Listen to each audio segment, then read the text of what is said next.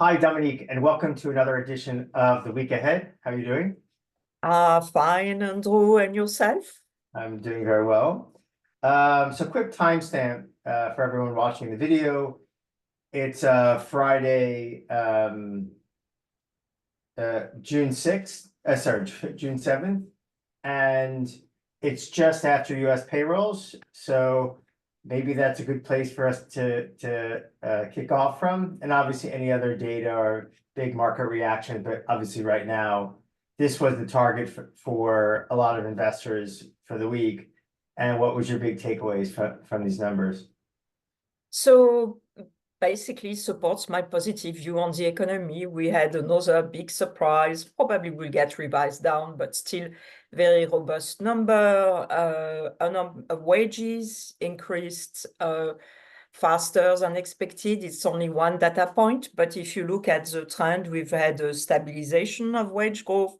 So overall, very consistent with my view that inflation is stuck, growth is strong, and the Fed is unlikely to cut this year.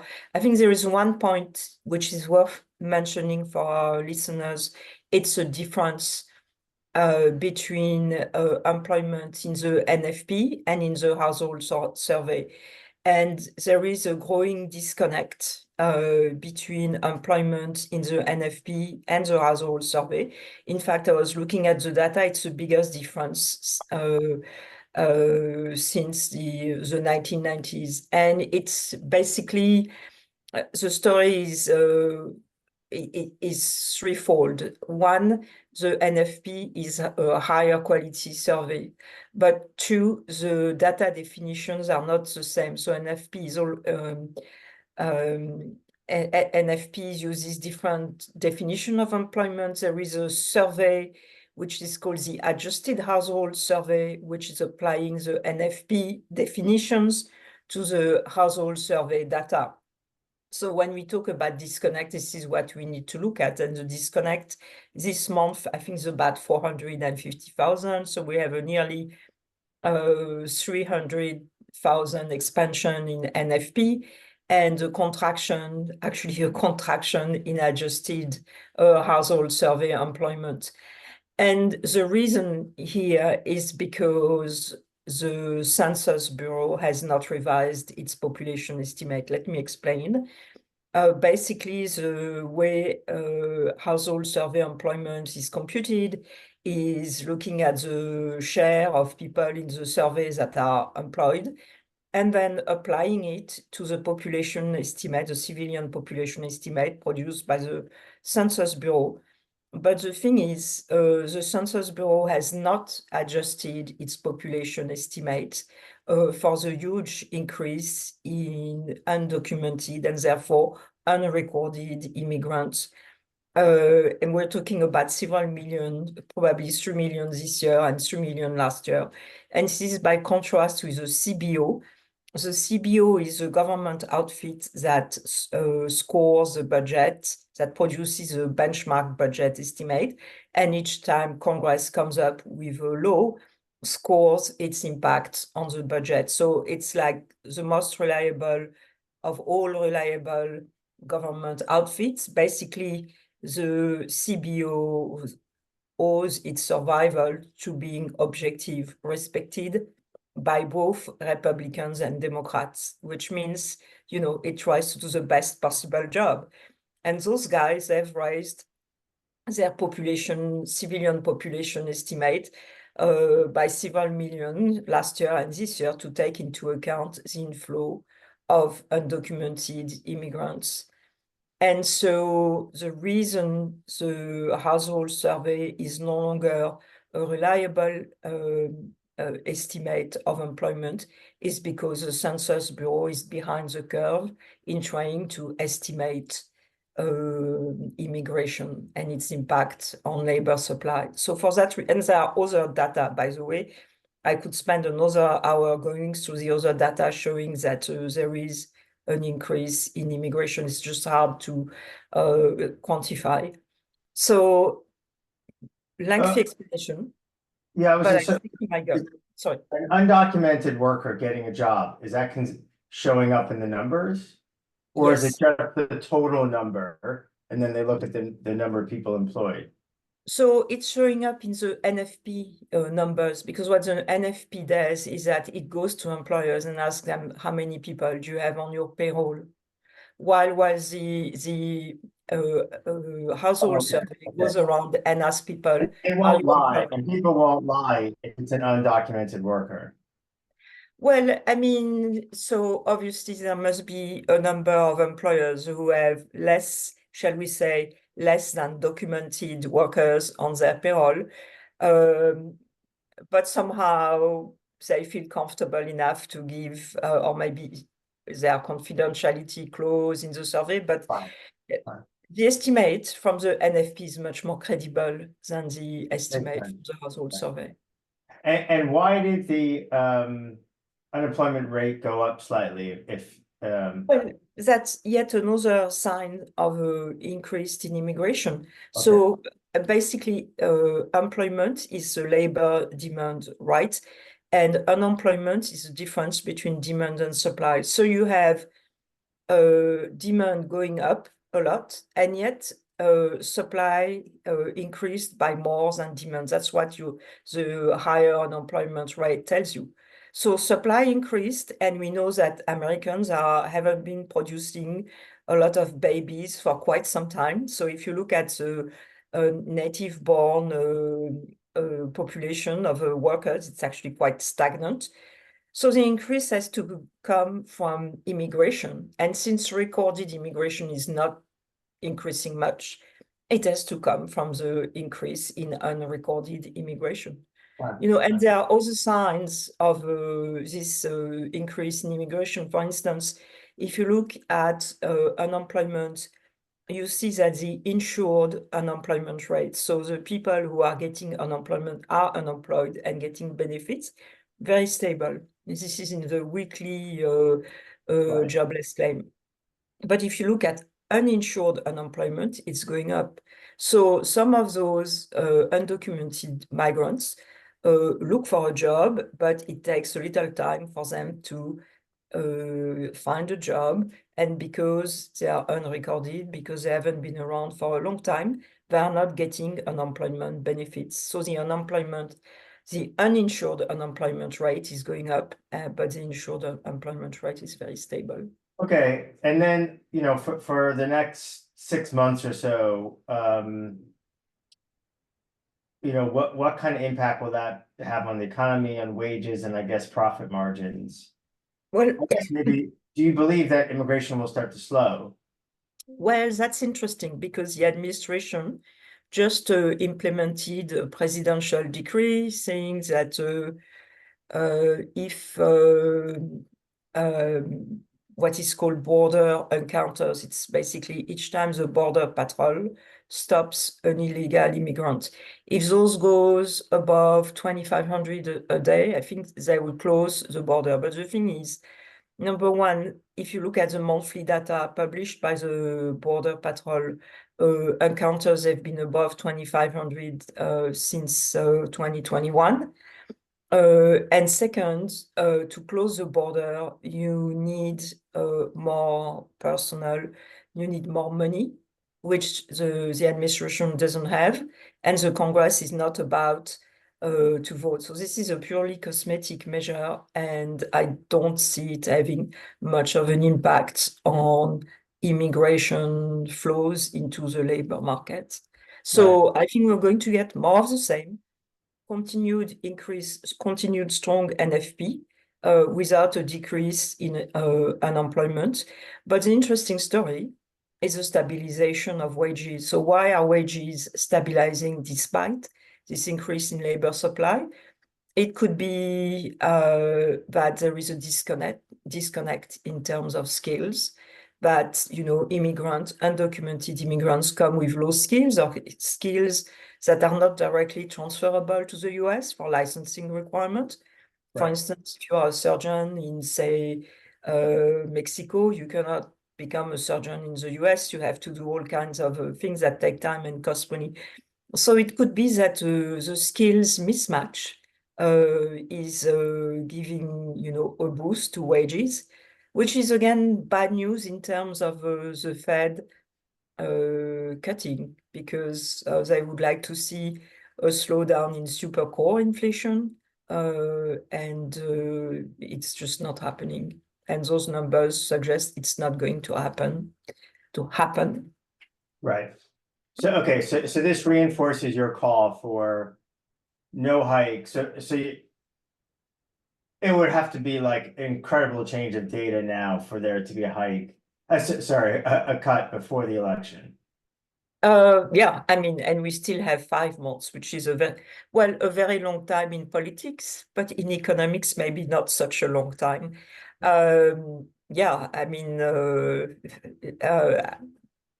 so far the data gives me adds to my conviction. Obviously, if the data changes, I will reflect that in my view. Yeah. Okay, cool. Any other kind of big takeaways from this past week from Fed speech? No, I mean, the NFP was, the big one, and I'm glad it's behind us. And I look forward to, visiting clients with Bilal next week. So for our professional clients or even professional investors who have interest, Dominique and Bilal will be in New York City next week from Monday to Friday. And, reach out if you'd like to meet up with them and kind of hear their views and hear about Macro Hive in person. I think it's pretty tight, but maybe later, I think later, like Thursday or Friday, there may be some space. So please maybe reach out to me and I'll organize. So sorry, you were saying. So if not, yeah, what do you think about this? You'll be traveling somewhat next week. So yeah, what's your quick insights or what people should be prepared for next week? Well, I mean, the Fed is going, so no change in outlook. I think Powell is going to say his confidence has not increased despite the lower CPI number. I think he's likely to surprise people on the hawkish side. And my expectation is that the dot plot is going to show only one cut this year. And that's because the Fed is positioning for the risk of a Trump victory, which would mean an increase in inflation risk, as Mirza and Viresh explained a week ago. And so the last thing the Fed wants is to be caught with an easing bias when inflation risks are moving up.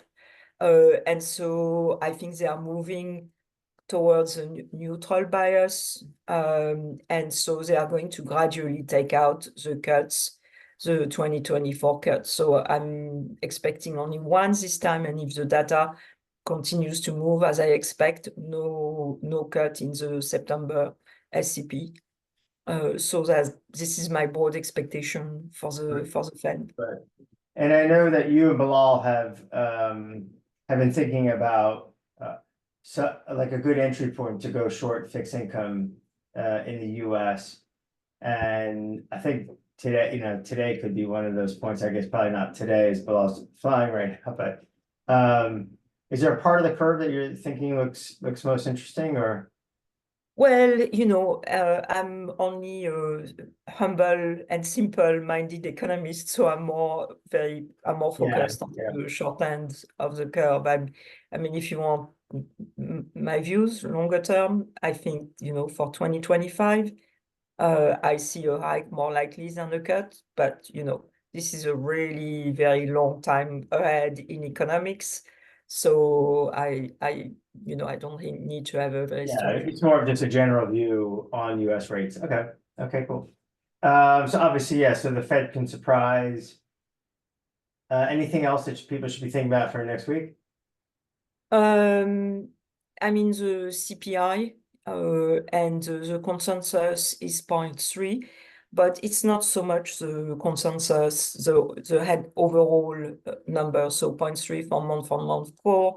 What is important there is a breakdown between Powell's three components, but especially housing and non-housing services.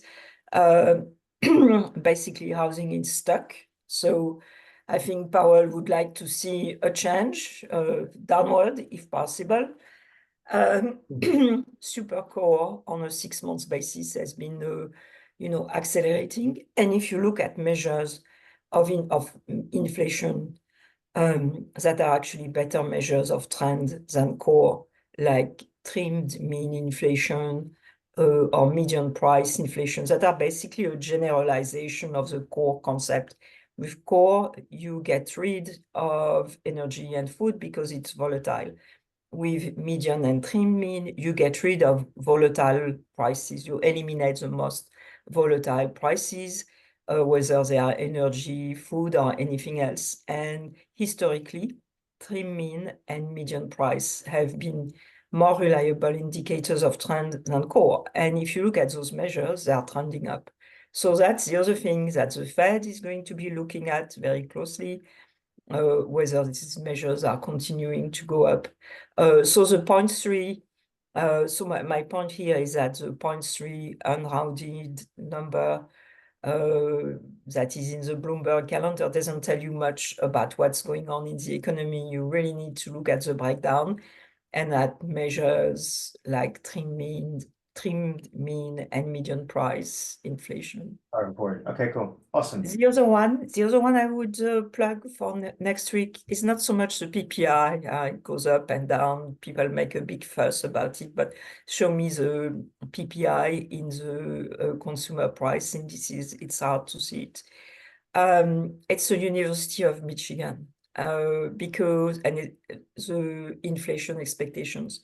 Because one of the Fed's meme is that inflation expectations are well anchored.